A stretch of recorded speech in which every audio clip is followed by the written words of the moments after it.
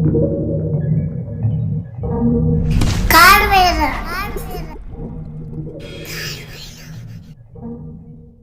मैं जानता हूँ, शक्तियों को मैं जानता हूँ, बट मेरे अंदर इच्छा ये है कि मैं एक बार महसूस करूँ उन चीज़ों को ना, किसी तरीके से मैं देख पाऊँ वो चीज़ें को, मतलब जैसे भगवान की पावर को देख सकूँ, भगवान को देख सकूँ, मतलब भगवान मतलब किसी को मतलब गुरु जी कैसे बताऊँ? हाँ मैं समझ रहा हूँ। मैं आपको बताता हूँ। देखिए, आप अभी नवीन साधक हैं, ठीक है। भले ही आप किसी गुरु के अंडर में रहे, आपने जो भी प्रैक्टिस करी, जो भी करा, ठीक है, योगी थे, उससे पहले कोई भी नहीं था, ठीक है। वो शिव योग जो है बहुत मतलब बताते हैं वो बहुत ज़्यादा हैं, लेकिन एक साधक का जो बेसिक लेवल है उस लेवल पे वो काम नहीं हो रहा बिल्कुल भी शिव योग में, ठीक है। क्योंकि वो मास में हैंडल करते हैं, इंडिविजुअल में नहीं बता सकते हैं बिल्कुल भी सारी चीज़ें। तो वो इंडिविजुअल लेवल पे साधक के लिए बिल्कुल भी वहाँ शिव योग में कोई भी स्पेस है ही नहीं, ठीक है। और ऐसे ही जितने बड़े बड़े प्लेटफॉर्म हैं, चाहे जग्गी बास हो चाहे जो भी हो, वो इंडिविजुअल लेवल पे वो किसी की हेल्प नहीं कर सकते हैं, है ना।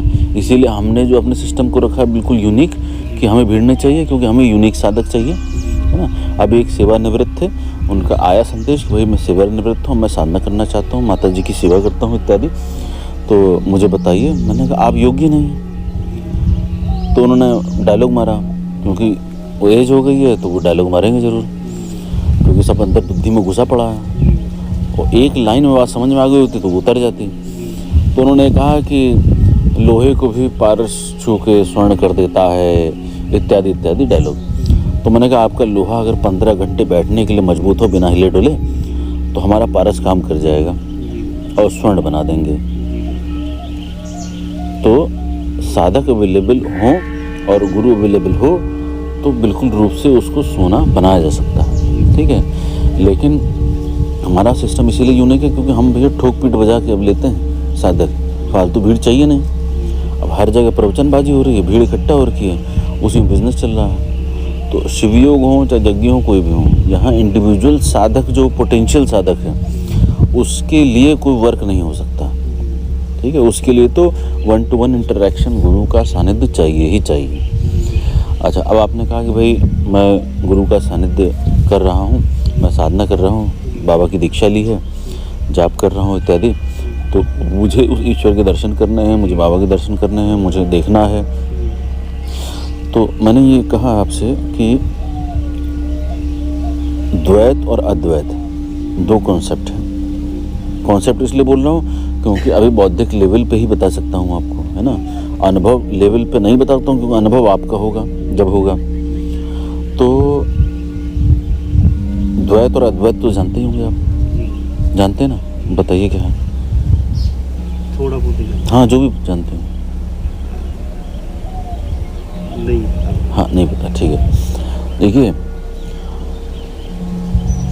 द्वैत की शुरुआत ऐसे होती है कि मैं जानना चाहता हूँ, ठीक है, और जैसे ही वो कहता है मैं जानना चाहता हूँ, तो उसी में ही फिर उत्पन्न हो जाता है कि किससे जानना चाहता हूँ, तो दूसरी चीज़ आ जाती है, यानी दो हो जाते हैं। दो हो गए, यानी कि सामने, मैं अभी ये बाद के लेवल पे नहीं बता रहा हूँ, ठीक है, द्वैत को मैं बहुत स्टार्टिंग लेवल बता रहा हूँ। तो द्वैत में क्या हो गया, दो हो गए, यानी कि एक जानने वाला और एक जनाने वाला, ठीक है।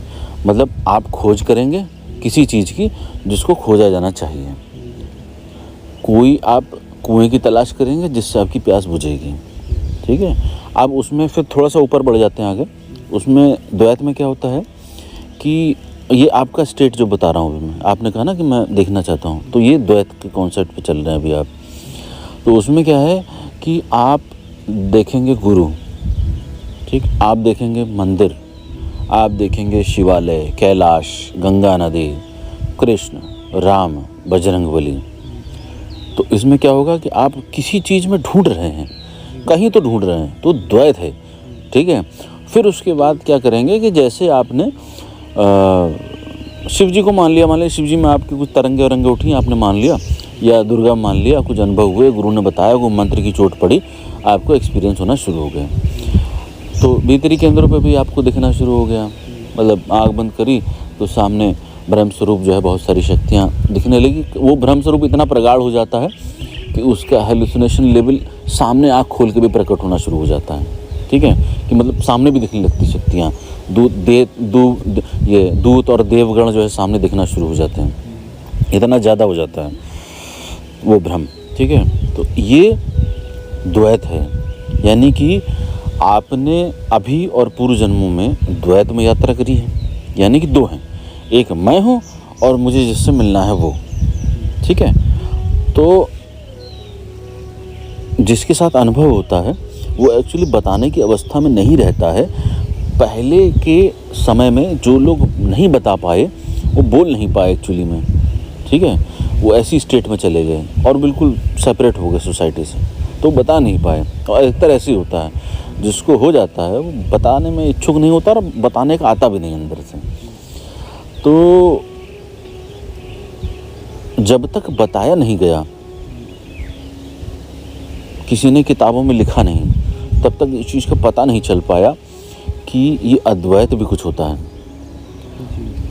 तो लोगों ने द्वैत को पकड़ के बहुत लंबा खींचा। द्वैत बड़ा इजी भी होता है ना, क्योंकि सामने दिख रहा है, भैया पीपल की पूजा हो रही, सामने दिख रही है पीपल की पूजा, पीपल हमें ये लाभ देगा, हो भी जाता है, क्योंकि मन इतना चालाक है कि वो बहुत कुछ अनुभव दे देता है।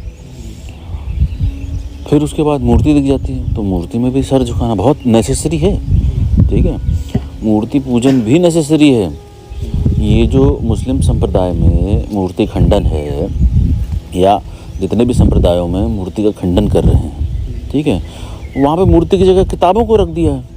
बात तो वही होगी ना भाई, अगर मोहम्मद साहब ने कहा कि भैया सब तहस नहस कर दो, ठीक है, बुद्ध पूजन नहीं होना चाहिए, हटा दो, तो बुद्ध की जगह ले ली अब पुस्तक ने, ठीक है। अब नानक जी कह रहे हैं कि भैया सब कुछ जो है एक ही है, सब जगह वही है, फिर भी कहीं पुस्तक तो रखनी पड़ी ना, है ना, वो गुरु ग्रंथ साहब हो गया, ठीक है, तो उनको पूजना पड़ गया, लेकिन वो एक तरीके से सही भी है। क्यों?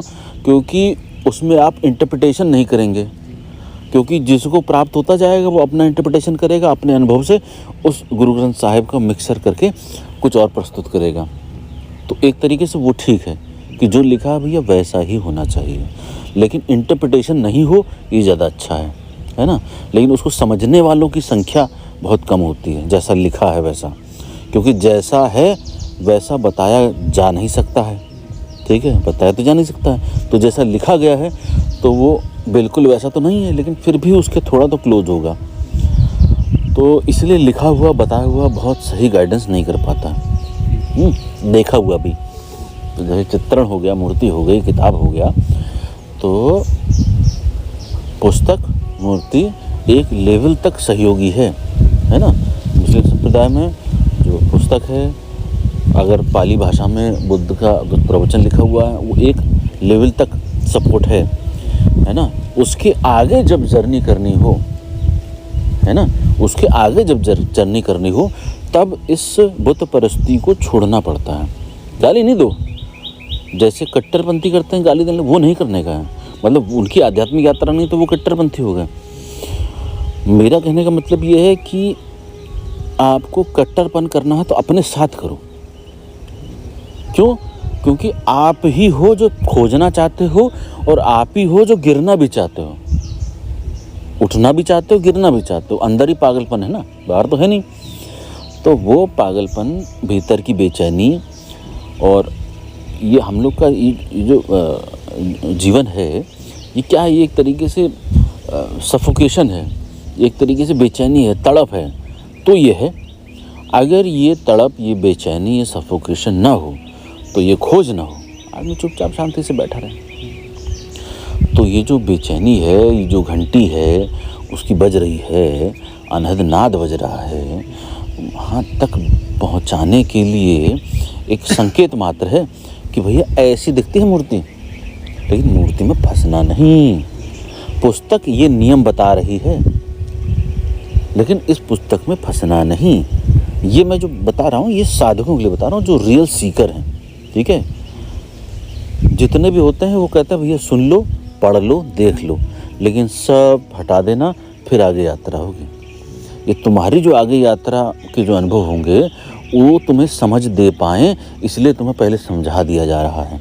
इसलिए एक काम हो रहा है पुस्तकों और किताबों का, है ना। रियल वाला जिसके साथ घटित होगा बहुत नेचुरली, वो बिना पुस्तक, बिना यूट्यूब, बिना इंटरनेट वाले जो होंगे वो रियल वाले होंगे। उनका कोई सहयोग नहीं होगा किसी भी किताब का या किसी भी बुद्धि के प्रयोग का उनके उस तत्व को प्राप्त करने में, ठीक है। तो जब आप बात करते हैं कि मुझे देखना है, तो आप इस जन्म, पूर्व जन्म और बहुत जन्मों में आप देखते हुए आ रहे हैं एक्चुअली में, है ना। आपने पहले देखा अपना जन्म और अपनी मृत्यु, और उसके बीच में बहुत सारे ड्रामे देखे, तो वो सब देख देख के मेमोरी में अंदर इकट्ठा है। तो वो माइंड की आदत है, ब्रेन की आदत है, चित्त की आदत है, एक भ्रम है, एक अज्ञान है कि हमको तो देखना, मिलना है उससे, ठीक। तो देखने की प्रवृत्ति, मिलने की प्रवृत्ति, भोगने की प्रवृत्ति, ये देखना भी कोई जो है मैं भोग भी मानता हूँ, है ना। इसको भी शोषण मानता हूँ, अत्याचार मानता हूँ साधक के ऊपर, कि वो साधक अपने ऊपर अत्याचार कर रहा है यदि वो देखना चाह रहा है। क्यों? क्योंकि वो अपने स्थान से भाग रहा है दूसरी जगह, जहाँ वो स्थापित है वो वहाँ से हट के दूसरी जगह जा रहा है। तो खैर ये अब डीप बात हो गई, हम उसी पे ही रहते हैं अभी जो द्वैत बता रहे हैं। तो उसमें क्या होता है कि वो साधक पूजन करता है, गुरु बताता है मंत्र है, ठीक है, गुरु बताता है ये ध्यान की विधि है, सब द्वैत में ही आ रहा है, ठीक है। गुरु बता रहा है उस दिशा की तरफ मुँह करके बैठना है, गुरु बता रहा है या किताब बता रही हैं कि वही ऊपर की तरफ देखना है ना। गुरु बता रहा है कि उस तरफ बैठ के जो है वो करनी है, नमाज पढ़नी है ना। और हमारे यहाँ क्या बता रहे हैं कि भैया ये साधना करना तो पश्चिम तरफ करना, ये वाली साधना करना तो दक्षिण तरफ करना, है ना। ऐसे करके दिशा बता रहे हैं। तो ये सारा द्वैत के सिस्टम में आ रहा है कि मतलब कोई दूसरी चीज़ है यार, ठीक है। तो इसमें अगर आप रहेंगे तो आप हमेशा अज्ञानी रहेंगे, लेकिन आपको ज्ञान फोड़ने के लिए इस अज्ञान से होकर जाना पड़ता है, क्योंकि ये कोई कन्फ्यूज़न ना रहने दे कि पता चला वहाँ जंप कर गए, ठीक है, आपको बता दिया अद्वैत, तो आप अद्वैत में चलने लगे, प्रैक्टिस करने लगे, और पता चला द्वैत का आकर्षण अंदर बना रहा। रामकृष्ण परमहंस काली के पुजारी पूजते रहे, अंत में जाके उनके भी एक गुरु आए, मतलब काली के सिद्ध, काली से साक्षात बात करने वाले, बोल दे तो व्यक्ति का मारण हो जाए, व्यक्ति जी जाए, ऐसे अबोध बालक स्वरूप, अघोर स्वरूप रामकृष्ण परमहंस काली के उपासक को भी गुरु की आवश्यकता पड़ गई। मतलब मेरे पास मैसेज आते हैं, भैया हम तो भैरव उपासक, हम तो काली उपासक, हम तो शिव उपासक, हम क्यों गुरु करें। वो इतने मूर्ख हैं कि मतलब वो लेसन ही नहीं ले पा रहे हैं क्या। इतिहास इसीलिए होता ना, लिखा रहता कि लेसन ले लिया जाए, कि वो द्वैत के उपासक थे, यानी कि काली को पूजते थे, ये थे रामकृष्ण, ये थी काली, बात करते थे। बात करने का मतलब है कि दो लोग हैं ना, एक बात कर रहा है जिससे बात करी जा रही है, तो इसका मतलब द्वैत में थे वो। हालांकि वो कहते थे कि भाई तो सर्वस्व काली, हर जगह काली है, मैं भी काली और सब जगह काली, लेकिन फिर भी बात करते थे, फिर भी खिलाते थे, भोग खिलाते थे उनको, तो खुद ही खा लेना चाहिए, है ना। हालांकि जो ऐसे होते हैं, जो टॉप के साधक होते हैं, वो औपचारिकता बस रखते हैं, लेकिन भोजन स्वयं करते हैं कि तू ही खा रही है ना, ठीक। लेकिन ये दो चीज़ आ क्यों रही है, तो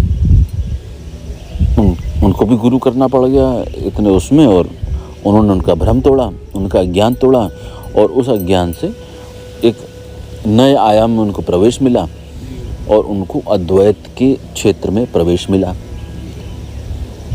तो बहुत कठिन होता है किसी भी चीज़ को पकड़ के रखना, और उससे ज़्यादा कठिन होता है उसको पकड़ के फिर त्यागना।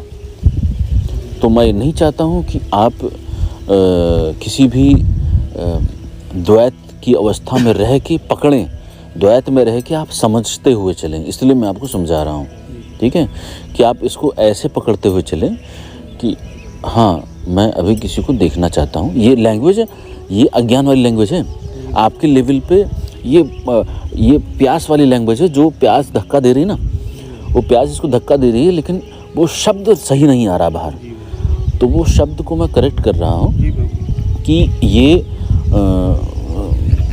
एक जो साधक है, नहीं रो नहीं, है ना, ये भाव मैं जानता हूँ, हाँ मैं जानता हूँ, भाव आ रहे हैं भीतर से, रोदन उठता है भीतर, है ना। तो आप उतनी दूर से आए हैं समझने के लिए, आश्रम में रह रहे हैं, सब कुछ त्याग के, है ना, अपने जीवन में सब देख लिया, सब माया जगत देख लिया, है ना। आपका मैंने नवीन नाम भी रखा है कैलाश। तो ये सारी चीज़ें जो हैं ये एक बड़े संकेत की तरफ हैं, इसको संकेत मानिएगा। सब कुछ पीते हुए चलिएगा, सब कुछ, है ना, जितना हो सब पी लीजिए। आप विश्वास नहीं करेंगे, आपके भीतर एक नवीन आभूषण का जन्म होगा। सब पीते चले जाएंगे निष्फिकर होके, बिना रिप्लाई किए सब पीते चले जाइए। जितना बड़े से बड़ा पहाड़ आ जाए सब अंदर उतार लीजिए। इस जगत में कितना पाप है, और जितने साधक पाप करते हैं उतना मनुष्य जगत में दूसरा कोई पाप नहीं करता है। तो उस इष्ट के निकट बैठ के साधक अगर पाप कर रहा है तो सोचिए कितना विशाल हृदय वाला होगा वो ईश्वर, वो इष्ट, कि अपने ही साधकों के सारे पापों को पीता चला जा रहा है। ठीक है, लेकिन एक सीमा तक। तो आप भजन करिए, एकदम मस्ती में करिए। ये मैं आपको और जो भी सुन रहे साधक होंगे उनके लिए, आप भजन करिए तो बिल्कुल डूब के करिए, मस्ती में। ठीक है, गुरु वंदना कर रहे हैं बिल्कुल डूब के करिए। ठीक है, वो आप भावुक हैं तो आप करेंगे ही, बिल्कुल डूब के। मंत्र जाप करिए, सब मतलब सिर्फ मंत्र रह जाए और कुछ ना बचे, ऐसी अवस्था में मंत्र जाप होना चाहिए। क्यों? क्योंकि मैं ये चाहता हूँ कि आप इसमें पूरा करके फिर आगे बढ़ें, है ना। लोग क्या करते हैं कि देखते हैं मंत्र जाप कर रहे हैं तो चलो कुछ दिख रहा है, तो चलो आंखें खोल के देखें, है ना, कोई आसपास तो नहीं है, चलो कोई सर पे भार या पीठ पे कोई रेंगता है। ये सारी चीज़ें ये व्यक्ति के मन की गति को दर्शाती हैं कि वो कितना पीड़ित है मानसिक रूप से। तो उसकी इस मन की गति को हम यहाँ धीरे धीरे जो साधना कराते हैं या ध्यान के प्रयोग कराते हैं, तो उसमें इस मन की गति को तोड़ना बहुत आवश्यक है। समझ रहे हो कैलाश? ये मन की गति टूटेगी नहीं तो वहाँ दर्शन होगा नहीं। ये हमेशा ध्यान रखना, चाहे कोई साधक 100 अनुष्ठान कर ले, ठीक है, गुरु चरणों को धो धो के पी ले, अगर वो मन नहीं टूट के प्राणों में लीन हुआ, उसकी आगे गति कभी नहीं होती। ये बहुत बड़ी बैरिकेडिंग है। गुरु कृपा हो गई, इष्ट कृपा हो गई तो क्षणिक बात है, मतलब 10 साल भी नहीं लगाने पड़ेंगे, पल की बात है, मतलब 1 सेकंड ही बहुत ज़्यादा, पल में शून्य। और वो मेरे जो प्रिय साधक हैं जैसे कुलदीप हैं, कुलदीप ने साक्षात देखा है कि भैया कहाँ से कहाँ उठा के फेंक दिया उसको, चिल्लाने लगा, अरे बाबा क्या कर दिया, मार दिया उसने सब दर्शन करा उसने। और उसने देखा कि उस अवस्था में जाके कि ये सब समाप्त हो गया जगत, बीवी बच्चे आस पड़ोसी माता पिता सारा जगत सब समाप्त होता हुआ मरता हुआ दिखा पल में। और एक ऐसी अवस्था में पहुंचा जहां सिर्फ एक गूंज थी, जहां सिर्फ सन्नाटा था, आवाज़ भी थी और नहीं भी थी, वहाँ पे सिर्फ और सिर्फ एक ही उसको चारों तरफ दर्शन हो रहा था अपने गुरु का। अंधकार भी था, उजाला भी था, कुछ भी नहीं था और सब कुछ था, लेकिन वहाँ पर सिर्फ गुरु विराजमान था और वो भी नहीं था, है ना। तो कुलदीप है, आलोक है, इन लोगों पे जैसे गुरु कृपा जब बरसती है तो एक अलग आयाम में ले जाती है ना। तो मैं ये चाहता हूँ कि ये इन लोगों ने अपने और गुरु में भेद समाप्त किया है ना। और ये कोई बाहर बैठ के जाप से नहीं किया है, आपको बता दूँ, ठीक। ये कोई मेरे लिए कोई बहुत बड़े शिविर भी नहीं लगाते हैं, उससे नहीं किया है ना। भाई आलोक जी मेहनत कर रहे हो, बहुत शिविर लगा रहे हो कि मैं आपके लिए इतना करता हूँ, फिर आप मेरे लिए जो है वो करिए, या मेरा कोई प्रचार प्रसार कर रहे हो, किताबें बांट रहे हो, इंटरनेट इत्यादि शेयर कर रहे हो करोड़ों लोगों को, है ना, करोड़ों पैसा दे रहे हो, तो मेरा मोह रहे हो, मुझे रिझा रहे हो, ऐसा कुछ भी नहीं किया इन लोगों ने, लेकिन फिर भी रिझा दिया मुझे। क्यों? क्योंकि जब गुरु जिया में जब झांकता है ना, हृदय में झांकता है, तो उसी झांकने में सब कुछ हो जाता है। उस झांकने में ही बहुत कुछ हो जाता है। अब जैसे ये थे कल, आरती हो रही थी, हम घंटा बजा रहे थे, ये थे नहीं, ठीक। अब उस समय जो मेरी अवस्था थी, अगर उस समय सामने होते तो एक कुपित जरूर हो जाते, कोई ना कोई जो है इनको क्षति जरूर हो जाती। उस समय जो ज्वाला बरस रही थी उसमें कुछ हो जाता, लेकिन चूंकि मैं इन सारी चीज़ों का ज्ञाता हूँ, तो मैं ये देखता हूँ कि यहाँ आग भभकी, मैंने उसकी दिशा दूसरी तरफ कर दी।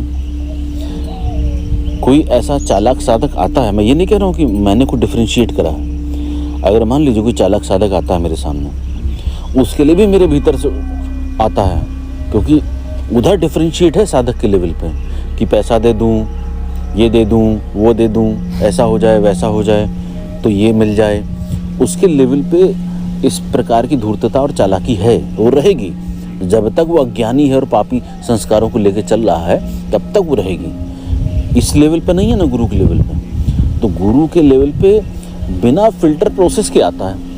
इसीलिए आपने देखा होगा कि बहुत अच्छे साधक आए, उनके ऊपर कृपा बरसी, बहुत गति करी, और गति करने के बाद उन्होंने अपने ही पैरों पर कुल्हाड़ी मारी, गुरुद्रोह करा। गुरुद्रोह करने के बाद वो पतित हुए। अब उनका गुरु के आसपास कहीं भी स्थान नहीं है। तो ये क्यों हुआ? क्योंकि उन्होंने गुरु को भीतर नहीं उतारा, है ना। सिर्फ मानसिक रूप से उन्होंने उस चीज को समझा और मानसिक रूप से साइकोलॉजिकल लेवल पे उसके साथ खेलते रहे। अगर कोई साधक, मैं इस बात को इसलिए बार बार बोलता हूँ क्योंकि मेरे पास कुलदीप और आलोक, दिनेश, ऐसे बहुत सारे उदाहरण हैं। कुछ लोगों के तो नाम भी नहीं लेता हूँ ना, मैं जानबूझ के लेता हूँ, क्योंकि बहुत सारे लोग जो होते हैं, अगर उनको ऐसे साधकों का मैंने बोल दिया तो उनकी अंडरस्टैंडिंग ऐसी है कि उनके अंदर घृणा और ईर्ष्या आने लगेगी उन साधकों के प्रति, ठीक है। और घृणा और ईर्ष्या आने लगेगी, मतलब वो मोटिवेट नहीं होंगे इस चीज़ से। आप जैसे मोटिवेट हो रहे हैं इन चीज़ों से, ठीक है, वो मोटिवेट नहीं होंगे इन सब चीज़ों से। वो क्या करेंगे, उनके अंदर तुरंत घृणा और ईर्ष्या का जन्म होना शुरू हो जाएगा। और उस पापी साधक से उठने वाली जो दुर्भावना है, उस साधक के नाम से अटैच होती हुई उसको फिर कुछ ना कुछ दुर्गंध सहित कर देगी कि भैया थोड़ा सा दुर्गंधित हो जाए, तो उसके गिरने की भी संभावना रहेगी। अभी कुलदीप और इन लोगों का मैं नाम इसलिए ले देता हूँ, क्यों? क्योंकि इन्होंने बहुत सारी बैरिकेडिंग, बहुत सारी परीक्षाएं मेरे पास करी हैं। कैसी परीक्षाएं? मैंने कभी कोई बोल के परीक्षा नहीं ली, कभी कुछ बता के परीक्षा नहीं ली, लेकिन उन्होंने परीक्षा पास करी। ऐसा हो साधक कि गुरु उसका नाम ले, मजबूरी में नाम ले, कि उनका नाम ही नहीं ले पा रहा हूं, आ जाओ, मतलब। और मैं जब उनका नाम लेता हूं तो मेरे आंखों में जो है ना नमी आ जाती है, हृदय द्रवित होकर बाहर उछाल मारने लगता है, गला रुंध जाता है एकदम कि उनका जब नाम लेता हूँ। तो साधक की गति ऐसी हो कि गुरु को उसका नाम लेना पड़ जाए, हर मौके पर उदाहरण देना पड़ जाए। ऐसा साधक हो तो वो लायक है और गुरु के निकट है, समीप है। गुरु के भीतर से वो जो अंदर से उठ रहा है वो उसको ग्राह्य करने के लिए रेडी है। तो ऐसा नहीं है कि चालाक साधक बैठता है तो मेरे अंदर से कुछ आता नहीं है उसके भीतर उड़ेलने के लिए, आता है। जैसे मैंने इनका बताया कि मेरे अंदर से ज्वाला भभकी, लेकिन दिशा मैंने दूसरी तरफ कर दी। उसी प्रकार से जब वैसा साधक बैठता है, चालाक साधक, तो उस पर भी कृपा बरसाने हेतु या उसके भीतर कुछ ऐसा परिवर्तित हो जाए कि उसकी भी गति हो, वो होने के लिए भी अंदर से एकदम उठता है सब कुछ, प्रेम का अंबार एकदम। और ऐसा अनंत झरना बहने को तैयार होता है कि उसका सब समाप्त हो जाए। लेकिन चूंकि उसने अपने इस स्थान को धूमिल किया है, चोटिल किया है, गुरु ने शीश पे बैठाया, गुरु ने हृदय पे दिया, गुरु ने पास निकट बिठाया, तो उसने उस चीज़ का शोषण करा, ठीक है। तो इस कारण से उसको दूर किया गया, इस कारण से वो उस कृपा को प्राप्त करने से वंचित भी रहा, ठीक है। तो मैं कई बार कहता हूँ, जहाँ बुद्धि चलेगी वहाँ मैं नहीं हूँ, जहाँ अहंकार रहेगा, जहाँ मैं रहेगा वहाँ गुरु हो। मैं ही क्या, गुरु ही नहीं होता, गुरु शिष्य का संबंध ही नहीं होता जहाँ मैं होता। कई बार बताया मैंने, और इसलिए बताता हूँ बार बार, अपनी लाभ के लिए नहीं, क्योंकि बहुत सारे साधकों को, हजारों साधकों के मैसेज आते हैं कि आप अगर ये ना बताएं, हमें तो हमारे गुरु जी कुछ बताएं ना। इतनी बारीक बातें हमें पता होनी चाहिए ताकि हम अपने आप को सुधारें ना, ताकि गुरु से हम कुछ ले पाएँ, हम अपने मोड को सुधारें। हम तो ऐसे ही बैठे रहते हैं कि गुरु जी हमें कुछ देंगे। अबे गुरु जी तो सब देखते रहते हैं, बोलते नहीं हैं। गुरु जी क्या जरूरत है बोलने की? ये तो हमारे जैसे बेवकूफ़ होते हैं जो जूते भी खाते हैं साधकों के और फिर बोलते भी हैं। तो ऐसे साधकों के लिए बोलना बहुत ज़रूरी हो जाता है।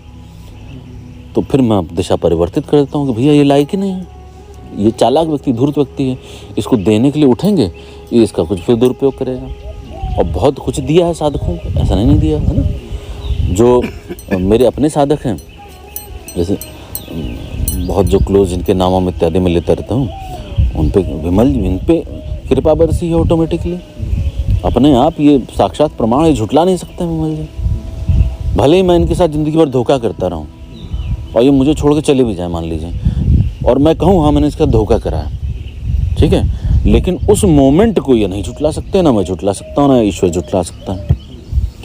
वहाँ पर कुछ अद्वितीय घटा है जिसको कोई शक्ति, सिद्धि, साधना, मंत्र, तंत्र वाला कोई समझ ही नहीं सकता।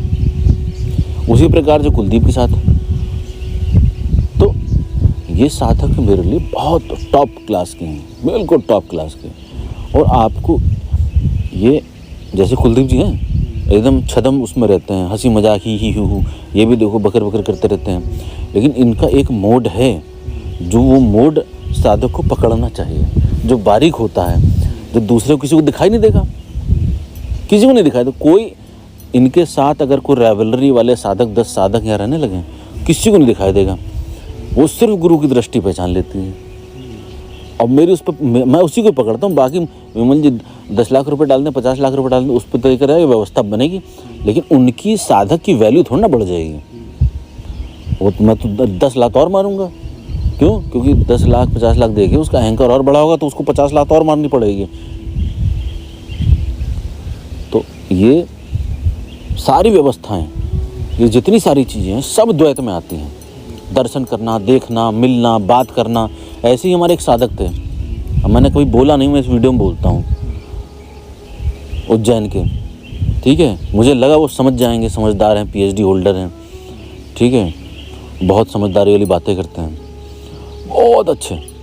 जब उनका प्रवेश हुआ मेरे ऑरा में, ठीक, हमने कहा इसको लेके चलेंगे आगे, ठीक है। अब पीड़ा ये है कि लेके चलें, अगला बंदा हिम्मत तो करे उस तेज में उतरने की। उस तेज में उतरने के लिए सर्वस्व आप हैं सर, अब उतर सकते हैं, विमल जी उतर सकते हैं। उस तेज में शरीर भी जल के ख़त्म हो जाएगा, भस्म हो जाएगा, क्योंकि आप जानते हैं कि आप शरीर हैं, इसको लेके तो जा ही नहीं सकते वहाँ पे, ठीक है। तो यतन बाबा जी ने जो है शिष्यत्व ग्रहण किया, हमको उठा के ऊपर रखा, तो हमने उनके व्यवहार से ये जांचा कि ये आगे ले जाने लायक है। लेकिन कुछ समय पश्चात उन्होंने कुछ ऐसी बातें बोली जो एक जो बच्चा जो प्ले ग्रुप में एंटर करता है ना, रोता है, चीखता है, नहीं जाऊंगा मैं, नहीं जाऊंगा, मारता है, ज़मीन पे लौट जाता है, उन्होंने वो वाली हरकत करी। क्या? मुझे तो बाबा जी से बात करनी है, मुझे तो माता जी से बात करनी है, मैं तो उनसे रहस्य जानना चाहता हूँ। ये उस तरह के साधक के लिए एकदम निकृष्ट बात थी, मतलब बहुत घिनौनी बात थी। जो स्थान मैंने उस साधक को दिया उस साधक के लिए बहुत नीचमय बात थी। तो मुझे उस समय बहुत अजीब सा लगा, और क्योंकि मेरे साधक मुझसे पूछते हैं कि आप भी कभी रोते हैं, तो मैंने कहा मैं एक बार रोया सिर्फ, ठीक है, संसार में, और एक बार रोया आध्यात्म में। कब? जब मुझे सत्य का ज्ञान हो गया, जब मुझे ज्ञान हो गया, जब मैं नहीं रहा तो मुझे रोना आया। बस वो अंतिम रोना था, ठीक है। उसका मुझे कभी रोना नहीं आता। हाँ, इमोशनल में हो जाता हूँ सिर्फ साधकों के लिए। साधक मतलब असली साधक, जो गुरु के हृदय में वास कर रहे हैं, वो साधक। समझ गए ना? अब जैसे एक मेरे शिष्य ने भेजा था, दिनेश और कुलदीप का एडिट करके, और उसमें लिखा कि गुरु को देखना हो तो ये छाया देख लो। तो निश्चित रूप से वो बहुत बढ़िया इमेज था। वो दोनों छाया स्वरूप ही हैं मेरे, मतलब कोई भी देख ले वो लगेगा कि हाँ ये गुरु ही मतलब का ही स्वरूप है एक तरीके से। कोई एक्टिंग नहीं करते मेरी, है ना। कुछ साधक है मेरी एक्टिंग करना शुरू कर देते हैं, उनको पता नहीं चलता, उनका ब्रेन इतना तेज है कि गुरु की तरह आवाज़ निकालना। पहले साधक रहे हैं, है ना, हम लोग डिस्कस करते रहते हैं मोली, पहले साधक रहे हैं, तो वो उनसे बात करो तो ऐसा लगेगा मेरे से बात हो रही है, अगला बंदा समझ ही नहीं पाएगा। एकदम मेरी कॉपी, बिल्कुल व्यवहार करना, चलना फिरना, एक्शन करना, वो सब मेरी कॉपी, जो कि बहुत बड़ा पाप है।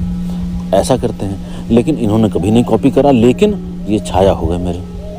और निश्चित रूप से ऐसे साधकों की अंतिम समय पर जब गुरु के जाने का समय होता है, तो वो गुरु ऐसे ही साधकों पर सब उड़ेल के जाता है, सब कुछ। क्योंकि गुरु तो होता नहीं, पहली बात तो ईश्वर का प्रतिबिंब होता है गुरु, ठीक है। कि तुम्हारी बुद्धि मूर्ख है और तुम गुरु को ईश्वर को देख नहीं सकते, इस अस्तित्व को देख नहीं सकते। मैं तुमसे कहूँ अस्तित्व देखो, ये रहा, तुमको कहाँ रहा, ये तो पेड़ रहा। अगर थोड़ा सा आगे देखो, वो तो आकाश रहा। अब मैं कैसे समझाऊं तुमको यार, मैं कह रहा हूँ ये अस्तित्व रहा, ये रहो, ये रहा ईश्वर सामने। तुम कहोगे तो साला पत्ता हिला, अभी ऊपर से गिर भी गया। ईश्वर गिर कैसे गया ऊपर से नीचे? तो वो सारी चीजें नहीं समझाई जा सकती हैं, ना बताई जा सकती हैं। लोग चाहते हैं कि बता दिया जाए, समझा दिया जाए, ऐसा नहीं हो सकता है, कभी भी नहीं हो सकता है, ठीक है। तो आप भजन करें, साधना करें, आरती करें, जो भी करें, पूरा मौज मस्ती में करें, पूरा एंजॉय करके, पूरा डूब के करें। और आपको कष्ट होगा उसमें, है ना, जब जब बुद्धि का प्रयोग होगा, क्योंकि आपके गुरु ने बोला बुद्धि मत चलाओ भैया। बुद्धि चलेगी चलेगी जब तक मन है, इंद्रियों खींच के ले ही जाएगी इधर उधर, है ना। कभी जीभ को ले जाएगी, कभी काम को ले जाएगी, कभी बुद्धि को ले जाएगी, कभी आँखों को ले जाएगी। तो ये सारी चीज़ें जब भटकाएगी तो आपको कष्ट होगा उस समय। लेकिन ये बार बार जब करेंगे ना, तो एक समय ऐसा आएगा कि आपको वो मोड पता ही नहीं चलेगा कि एक्चुअली में वो मोड भी था आपका। क्योंकि अब आप ऐसे मोड में आ जाएंगे कि आप झूमेंगे, मौज करेंगे, मस्ती करेंगे, जो भी कर रहे होंगे उसमें फुल रहेंगे, ठीक है। अब एक साधक ने मुझे कुछ मैसेज करा था, मुझे याद नहीं क्या मैसेज करा था, लेकिन उसमें मैंने उसको रिप्लाई करा कि सब मिलेगा। अब वो कहीं से ध्वनि आई और उसके लिए थी, तो उसको निकल गई, सब मिलेगा, बस ये करो। उसके लिए थी, इसलिए मैं पूरा सेंटेंस नहीं बोल रहा हूँ, ठीक है। तो सब मिलेगा, जो चाहोगे वो मिल जाएगा, बस ये काम कर लो। तो वो उसके लिए था, उसको बता दिया। तो आप सब करिए, आप बस ये मत करिएगा। क्या? अब आपके प्रश्न पे उछल के आते हैं, क्या? कि मुझे ये चाहिए। हाँ, आप अपनी प्यास को बरकरार रखिए, लेकिन उसको एंगल मत दीजिए। क्या? कि मुझे बाबा, मुझे शिव, मुझे काली, मुझे दुर्गा, मुझे कलुआ, मुझे प्रेत, मुझे मसान। कभी नहीं, कभी नहीं। और कोई भी तुमको ऐसे गाइड करे कि भैया ये कर लो, समझ रहे हो, विमल जी कहें या ये कहें या कोई भी कहे, दुनिया का बड़े से बड़ा तपस्वी तुमको ये कह दे कि ये कर लो, कुछ नहीं, जब तक गुरु की वाणी से जो ना आए आपके लिए, आप उस दिन खड़े थे, मैं दे रहा था आपको, ठीक है, नहीं आप लेते हो, आपने कहा मैंने ले लिया, भाई आप लेते तो मैं दे देता ना आपको, ठीक है ना, दे देता, आप ले रहे थे, नहीं दिया, क्यों?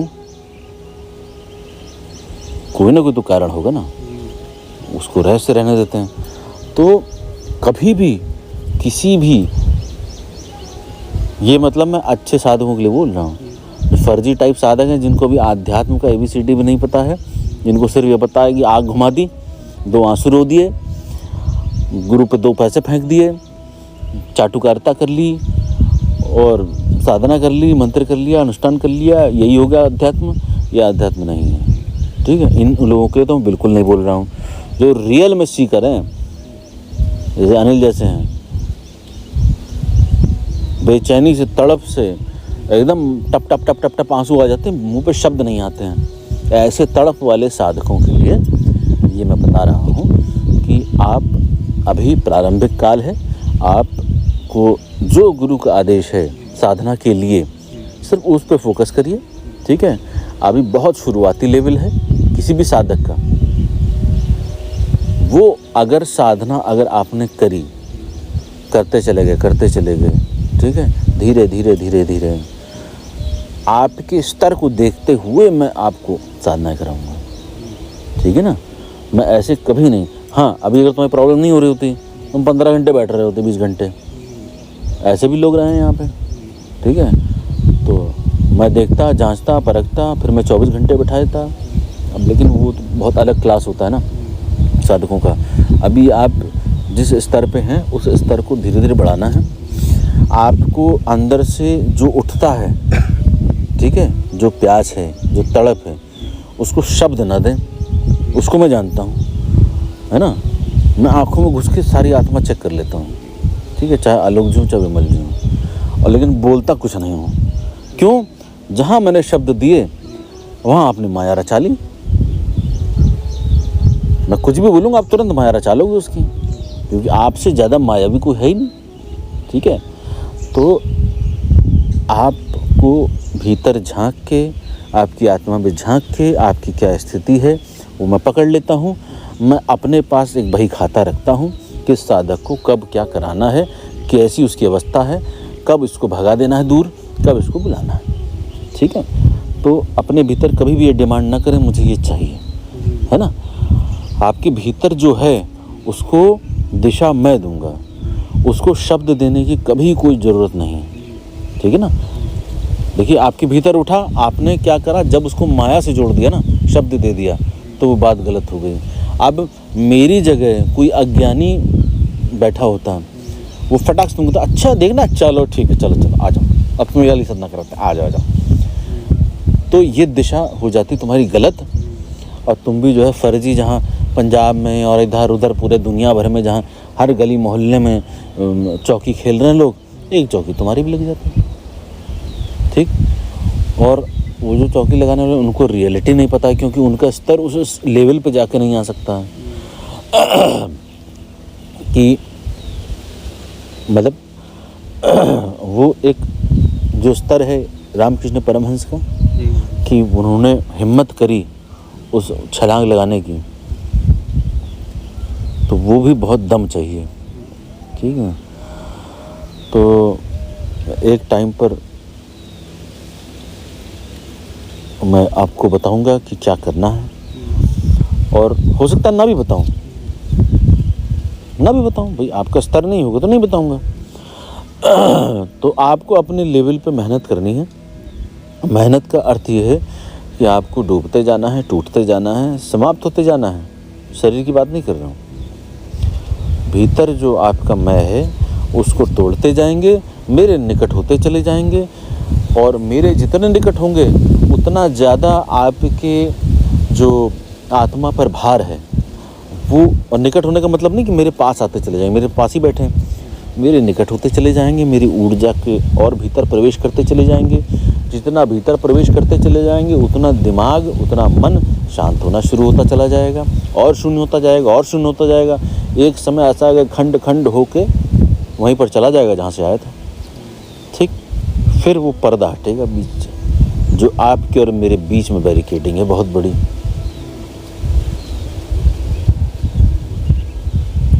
फिर जब ये सारे सिस्टम जब ख़त्म हो जाते हैं ना द्वैत वाले, तब उसमें साधक ऑटोमेटिकली अपने आप प्रवेश करता है। उसको प्रैक्टिस नहीं करानी चाहिए अद्वैत की, है ना। जैसे हम बोलते हैं अद्वैत है तो अस्तित्व है, सब मैं ही मैं है, भैया इसकी प्रैक्टिस ही नहीं कराई सकती है। प्रैक्टिस होगी तो बौद्धिक हो जाएगा। ये तो स्वतः भीतर से घटित होता है एक मोमेंट पे, और इसको भी ईश्वर ही डिसाइड करता है, या ईश्वर का प्रतिबिंब उसका मैसेंजर गुरु बताता है। या हाथ ही रख दिया, है ना। आप देखते होंगे मैं हाथ नहीं रखता किसी पे, है ना, बहुत रेयर किसी पे रखा तो रखा, और ज़बरदस्ती किसी ने रखवाया तो सब खींच लिया, हाथ सिर्फ वहाँ रख दिया, मिट्टी रख दी सर पे, मतलब हाथ मिट्टी है ना तो मिट्टी के रूप जरूर रख दिया। उसको मज़ा आ जाता, अरे बाबा हाथ रख दिया, उसको पता ही नहीं हाथ रखा ही नहीं। तो वो हाथ रखने में बहुत कुछ हो जाता है। पहले बहुत कुछ हुआ है लोगों के साथ, और व्यक्ति तैयार नहीं होता, साधक तैयार नहीं होता, इसलिए उसको मैंने स्टॉप कर दिया, रोक दिया, है ना। पैर भी छूने के लिए मैंने मना कर दिया, दूर से ही छुओ भैया, पैर स्पर्श करने की जरूरत नहीं है। तो आपके लिए या किसी भी साधक के लिए जो भीतर से ईश्वर को चाहता है, ईश्वर के दर्शन करना चाहता है, तो ये समझ ले, जब तक आप रहेंगे तब तक कोई भी दर्शन नहीं होगा। जब तक आप हैं तब तक कोई दर्शन नहीं होगा। आप टूट के बिखरेंगे तो दर्शन अवश्य होगा, और जो दर्शन होगा वो सिर्फ दृश्य बचेगा। ठीक है। आप एक येलो वाली जो है अभी जो एक नई पोस्ट आई है, उस पर जो टन सी ध्वनि बज रही है, उसके नीचे सबसे पहली लाइन ये लिखी हुई है, आप उसको पढ़ लीजिएगा। पढ़ी आपने पढ़ी आलोक जी? पढ़ी?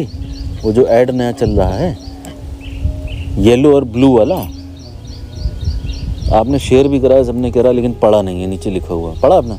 क्या पढ़ा है? आना वाला था। हाँ कुछ बनना। अच्छा वो वाला जी एग्जैक्ट सेंटेंस हाँ, याद समझ मैं नीचे लाइन बोल रहा हूँ, ऊपर बहुत स्मार्ट बन रहे हो जी, अंडरलाइन दी हुई। हाँ नीचे। वो मतलब नहीं समझा था मुझे बताओ, पढ़ी नहीं पढ़ी? देखने लग रहे सब। नहीं पढ़ी बोलो ना। नहीं पढ़ी ना अमल जी? आप तो खैर पढ़ते नहीं। अनिल जी आपने नहीं पढ़ी? तो ये दर्शाता है कि हमें एक्चुअली में क्या चाहिए। वो बारीक इसलिए लिखा हुआ है, और फिर भी उसमें हाईलाइट किया हुआ है कि जो खोज करता होगा ना, वो खोजेगा उसमें, यार गुरु ने क्या डाला है यार, देखें तो कोई वीडियो डाली है, कोई पोस्ट डाली है, कुछ तो उसमें ऐसी चीज़ होगी जो उसे सत्य की तरफ इंगित कर रही होगी। बाकी तो कचरा है, बाकी तो तमाशबीनों के लिए है। असली साधकों के लिए वो हाईलाइट कर दिया है। असली साधक ने बिल्कुल पढ़ा होगा। मैंने मैसेज समझ नहीं आया, अंडरलाइन पढ़ा था आपने? जी हाँ। तो वो चीज़ गुरु साधक को जो मैं बता रहा हूँ, जो लाइन इत्यादि है, वो चीज़, वो वस्तु, वो अज्ञान, वो ज्ञान, वो ज्ञात, वो जो भी है, वो अननोन चीज़ है। आप ईश्वर भी क्यों बोल रहे हैं उसको? ठीक है, आप भगवान भी क्यों बोल रहे हैं उसको? आप शब्द ही क्यों दे रहे हैं उस चीज़ को, है ना। हर चीज़ आपको बताई गई है। मैं कहूँ ईश्वर है ही नहीं, अगर ईश्वर नहीं है मैं कह दूँ तो तुम्हें मानना पड़ेगा ना, क्योंकि तुम्हें नहीं पता है कि ईश्वर है। तुम्हें तो बताया गया ईश्वर है। तुम्हें कुछ अजीब सा महसूस होता है, कुछ दृश्य दिखते हैं, कुछ वाइब्रेशन होती है, इसके अलावा तुम्हें कुछ नहीं पता। तुम ये कह सकते हो हाँ कुछ है, इतना तो कह सकते हो कुछ है ऐसा जो मुझे नहीं पता है, अज्ञात है, अज्ञान में हो। ये नहीं कह सकते हो कि वो है, क्योंकि तुम वहाँ तो नहीं हो ना, तुम देख तो रहे नहीं हो ना। तुम कैसे पता चलेगा कि वो है? कैसे कह सकते हो? नहीं कह सकते। इसलिए नाम भी मत दो। और ये जो स्टेट है, जिस स्टेट में आपको धक्का दे रहा हूँ इस समय, उस स्टेट में ही रहना चाहिए। और आप ये जान लीजिए, जितना किताब पढ़ लेगा आदमी, जितना बुद्धिवादी हो जाएगा, जितना समझदार हो जाएगा, जितना चालाक हो जाएगा, जितना समझाने वाला, ज्ञान प्रवचन देने वाला, लोगों को ठीक करने वाला इत्यादि इत्यादि हो जाएगा, वो कभी भी उस तत्व को नहीं प्राप्त कर सकता, ये समझ लीजिए, कभी भी नहीं। और जो उस तत्व की यात्रा में नहीं है वो समझ लीजिए गुरु के पास भी आने लायक नहीं है। भाई जिसकी यात्रा ईश्वर की तरफ नहीं है उसके लिए गुरु का क्या कार्य है? उसके लिए तो उस मोड का कार्य है, गुरु जी साधना, हाँ हाँ ठीक डाल रहे हैं, दे दो, गुरु जी अब ये, हाँ हाँ ले लो ले लो ले लो, उसके लिए फॉर्मेलिटी। वास्तविक गुरु के लिए वो साधक है जो टूटना चाहता है, बिखरना चाहता है, समाप्त होना चाहता है, और बुद्धि से नहीं। जैसे अभी आप कह दो गुरुजी मैं तो बिखर गया, टूट गया, मैं तो मर गया, एकदम खत्म हो गया, हो गए होते तो बोल रहे होते। बिखरा हुआ व्यक्ति बोल पाता है? तो ऐसा नहीं होता है। तो मैं आंखों में ना भी झांकूं, आपके नाम से मैं भीतर उतर के, और भीतर भी उतरना आपकी लैंग्वेज में लगता है ना, कि पता चला मैंने माथे से घुसा, मैंने सीढ़ी लगाई, 10 मंजिल नीचे उतर के गया, फिर वहाँ देखा कि काम केंद्र पे क्या चल रहा है, अनहद पे क्या चल रहा है। ऐसा नहीं होता। मतलब फ्रैक्शन ऑफ सेकंड की बात है कि ऐसे घूमा और आपका पूरा इतिहास सामने, ऐसे घूमा पूरा भविष्य सामने, लेकिन उस पर कोई अपना इंटरेस्ट नहीं है। बस उसमें जो उठाना है मुझे, आप पे दृष्टि गई, मानसिक रूप से ही गई, ऐसे हृदय से ही याद आ गई, नाम का सिर्फ पहला भाव ही याद आ गया, उसी में आपका जो उठाना है वो उठा लिया।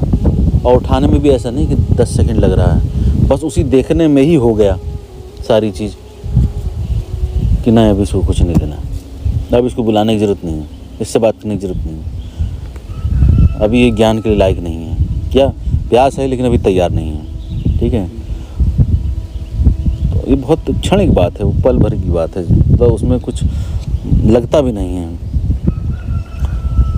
तो हमेशा मोड ऐसा रखें कि हमें चीज़ों को शब्द ना देना पड़े। उस मोड पे अगर साधक रहे, वास्तविक साधक, तो वो बहुत अच्छा चलेगा। ठीक है, और निकटता भी गुरु से उसी की रहती है। बाकी तो वही, हम ईश्वर भला करे। जय श्री काल भैरव। सबके रोंगटे खड़े हो गए उसको देखते ही। उसका एक प्रयोग है मंत्र के साथ, वो जब मैं साधकों को देता हूँ तो उस मंत्र के साथ प्रयोग भी बताता हूँ कि आप उस दंड को पकड़ के, जैसे भैरव दंड है, उस दंड को पकड़ के ऐसे 3 बार और उस मंत्र का उच्चारण करके, अगर आपने 3 बार उस स्थान पर ठोक दिया तो समझ लीजिए 20, 50, 100 किलोमीटर दूर तक उसके उच्चारण से और उस ठोक से पड़ने वाली चोट उस धरती के भीतर ही नहीं, ऊपर के भी शक्तियों को सफाई कर देती है। To talk to Gurudev Ji, open Google Play Store. Now search Call Me 4 application and download it. Now register your profile and recharge it. Now search for Shri Taramani Ji and directly talk to Gurudev Ji and solve your problem.